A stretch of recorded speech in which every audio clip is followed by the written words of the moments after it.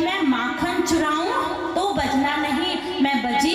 कन्हैया ने कहा ना, नहीं बजी। आपने कहा था जब मेरे मित्र माखन खाएं तब भी तो बजना नहीं, तो मैं बजी?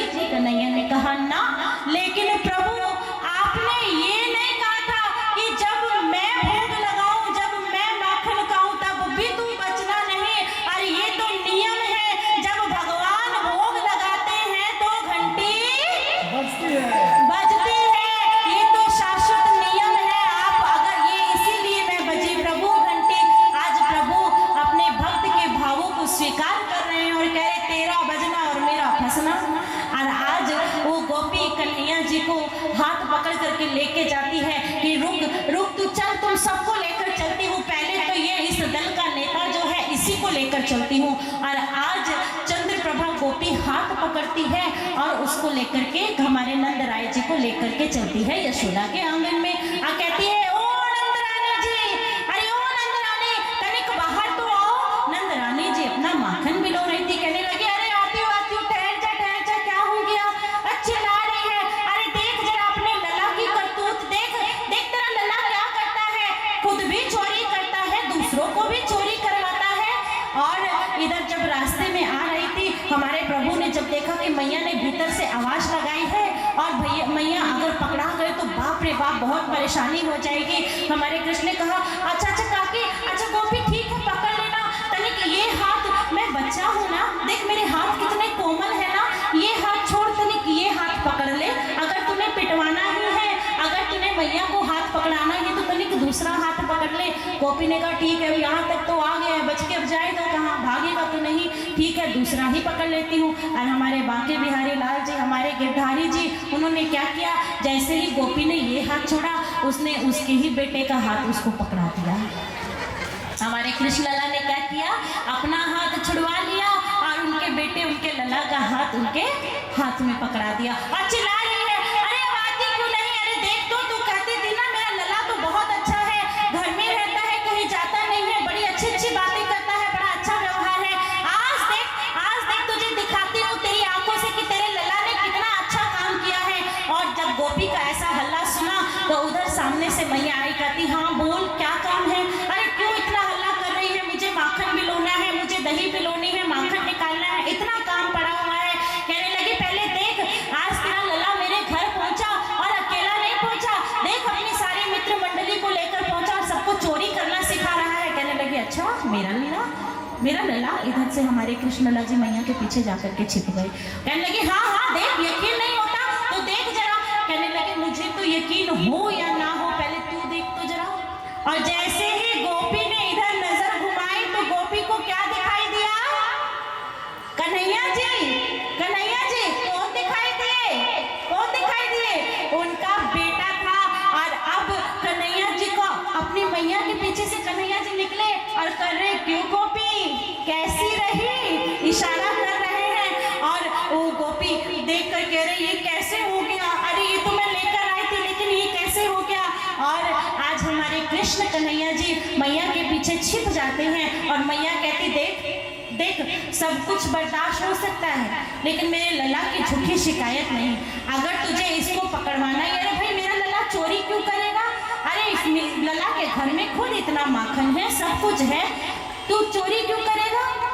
कहने लगी ठीक है मैं क्या कर सकती हूँ। और गोपी अपने घर चली जाती है और इधर हमारे कृष्ण कन्हैया जी अपने ग्वाल बाल के साथ अपनी लीलाएं करते हैं। और कहते हैं श्रीमद् भागवत महापुराण में वर्णन है कि इधर कंस महाराज को हजम नहीं हो रहा कि वो जैसे जैसे दिन व्यतीत हो रहे हैं वैसे वैसे वो क्या कर रहे हैं कि अपनी नई नई युक्तियां निकाल रहे हैं कैसे उस बालक का वध किया जाए। और वर्णन आता है कि इस समय बकासुर का संहार करते हैं। बकासुर को यह कंस बुलाता है कि जाओ और तुम बकासुर उस बालक का अंत करो। और हमारे प्रभु जब अपने मित्र मंडली के संग देखते हैं तो वहां पर खेलते हैं तो वहां पर बकासुर होता है। बकासुर ने अपना आकार विशाल बना रखा है और अपनी चोंच को इतना विशाल करके वहां फैला दिया। और सभी मित्र मंडली खेलते जब उस बकासुर की चोंच के पास गए तो श्री धामा कहते हैं अरे बाप रे इतनी बड़ी गुफा, अरे देख तो कन्हैया देख, अरे हमने तो इतनी बड़ी कभी देखी नहीं, अरे देख। और सब मित्र सब उस गुफा में बक के मुख में चलते जा रहे हैं, चलते जा रहे हैं। और जब देखा कृष्ण कन्हैया ने, वह कृष्ण कन्हैया को सब, अरे कान्हा तू भी आ, अरे कान्हा आजा आजा आजा तू भी आ। कृष्ण कन्हैया गए और कहने लगे कि लगता है अब इसके उद्धार का समय है। जैसे ही कृष्ण कन्हैया उनकी चोंच पर आए, जैसे ही वो चोंच बंद करने लग गया, तो बकासुर का उस चोंच को प्रभु ने अपना रूप दिखा करके, प्रभु ने अपनी शक्ति का संचार करके उस बकासुर की चोंच को पकड़ा और उसको बीच में से चीरते हुए उस बकासुर का भी अंत कर दिया, उसका भी उद्धार कर दिया। और इधर हमारे बाल गोपाल जी इसी तरीके से बड़े होते जा रहे हैं, अपनी लीलाएं करते जा रहे हैं और प्रभु की शरारतें, प्रभु की लीलाएं खत्म नहीं हो रही हैं। कभी इस घर में, कभी उस घर में। तो वहीं अचानक एक दिन प्रभु की नजर पड़ी मनसुख पर, अपने एक बाल मित्र पर पड़ी, मनसुखा पर। कहने लगा, अरे मनसुखा, अरे तू इतना दुबला पतला क्यों है? तो इतना हमारे यहाँ, क्या तेरी मैया तुझे खाने के लिए नहीं देती? देखो तो मेरे सभी मित्र हिस्ट पुष्ट है, सभी मित्र खा करके पी करके कितने बलवान है, लेकिन तू ही इतना दुबला पतला क्यों है मनसुखा? तो मनसुखा कहने लगा, जानता है कृष्ण, अरे मेरी मैया क्या करे, मेरी मैया मुझे खाने के लिए माखन देती ही नहीं है, और माखन खाने से ही तो बल मिलता है। कहने लगे, हाँ हाँ माखन खाने से ही बल मिलता है, लेकिन क्या करे, ये महाराज कंस को जो माखन पहुंचाना होता है, हम गरीब है ना मनसुखा, हमारे पास अत्यधिक धन नहीं है ना, लेकिन उस कंस महाराज को कर तो देना ही होता है, इसीलिए मेरी माँ, मेरी मैया कर के रूप में सारा का सारा माखन, सारा का सारा दूध पहुंचा देती है कंस महाराज के पास, और मुझे खाने के लिए माखन नहीं मिलता। जैसे ही कृष्ण ने सुना कि अच्छा यह बात है, लेकिन मेरा कोई भी मित्र माखन से वंचित नहीं रहेगा।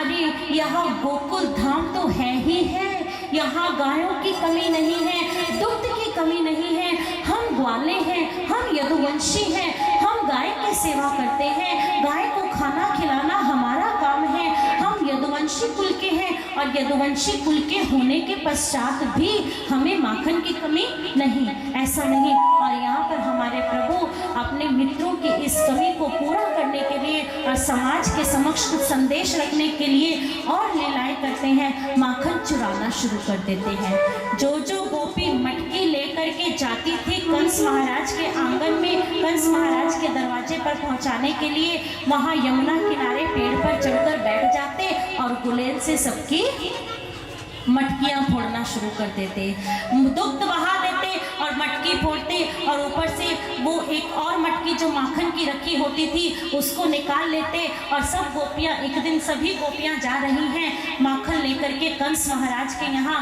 और सभी ने प्लानिंग बना ली कि देख पीछे से जितनी भी गोपी आती हुई दिखाई देंगी, श्रीदामा को बना दिया वहाँ पे इंस्पेक्टर कि श्रीदामा तू बताता रहना कि कब गोपी की मंडली आ रही है। जैसे ही श्रीदामा ने देखा 8, 10, 12, अरे देखो तो, देखो देखो देखो कन्हैया, इतनी सारी गोपियां आ रही हैं, 12, 13 गोपियां हैं, और सबके सर के ऊपर 3-3 घड़े रखे हैं माखन के। कन्हैया ने कहा, अच्छा ये बात, तो चलो फिर। और इधर हमारे कृष्ण कन्हैया जी पेड़ पर बैठ जाते हैं, और जैसे ही उस पेड़ के नीचे से गोपी निकलती है, ये ऊपर के ऊपर से 2 मटके खाना।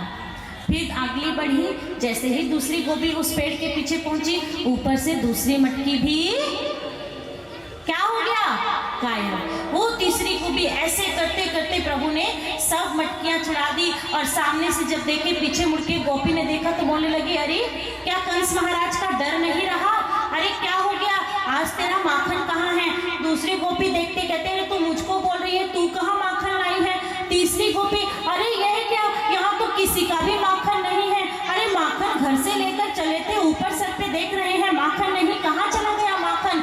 तो एक गोपी की दृष्टि पड़ती है वहां ऊपर पेड़ पर बैठे सभी चोरों के सरदार की और उन मित्र मंडली की, सब बैठ करके माखन खा रहे हैं। और जैसे ही देखा, सभी गोपियां क्रोध में आग बबूला होकर के पहुंच जाती है कन्हैया के पास, कहते कन्हैया ये क्या हो रहा है?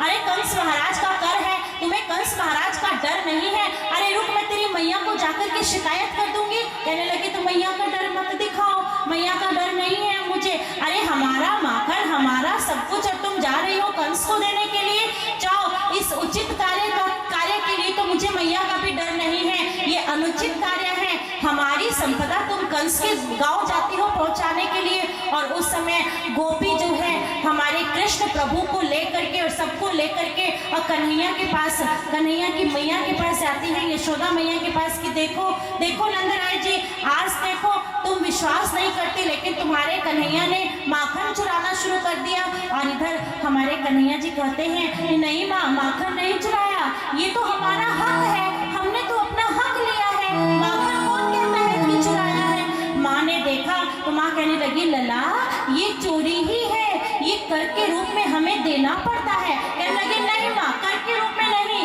फिर तो मैं चोरी करूंगा, अगर ये चोरी है तो फिर तो मैं चोरी करूंगा, माखन चुरा कर खाऊंगा, अपने मित्रों को भी खिलाऊंगा। मैया समझाती है कि लला नहीं समझ जा।